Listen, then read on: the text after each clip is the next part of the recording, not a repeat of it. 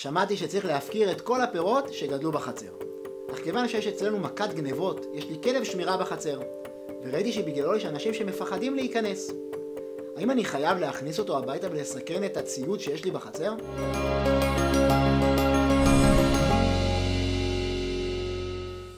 מדברי התורה והשביעית תשמטנה ונטשתה למדו חכמים שעל האדם להימנע מגידור השדה והמטע כדי לאפשר לאנשים לקטוף את יבול ההפקר. ואם גדר את שדהו ביטל מצוות עשה. מכיוון שהיבול הוא הפקר ולא העצים או הציוד החקלאי שיש לאדם בגינה, התירו חכמים לאדם לגדור את השדה כדי שאנשים לא יזיקו ויפגעו בבעלותו, כדברי המחילתא מגיד שפורץ בפרצות, אלא שגדרו חכמים מפני תיקון העולם.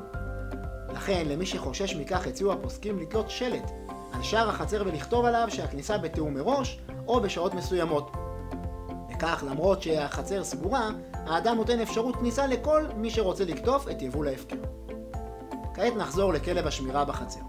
במקרה זה גם אם נתלה שלט בכניסה לחצר, אנשים יימנעו מלהיכנס מאימת הכלב. האם במקרה כזה האדם עובר על איסור? מקרה זה דומה לדבריו של הרב נחום וידנפלד, שכתב שאם אדם העמיד שומר לשמור רק את עצי הסרק שבגינתו, וממילא נמנעו אנשים להיכנס לקטוף את היבול של עצי המאכל, אין ליבול דין שמור והאדם לא עבר על איסור, משום שהאדם לא מנע מהאנשים להיכנס לקטוף מעצי המאכל. באופן דומה התיר גם הרב יעקב דוד וילובסקי הרדב"ז להעמיד שומר שלא יישברו האילנות.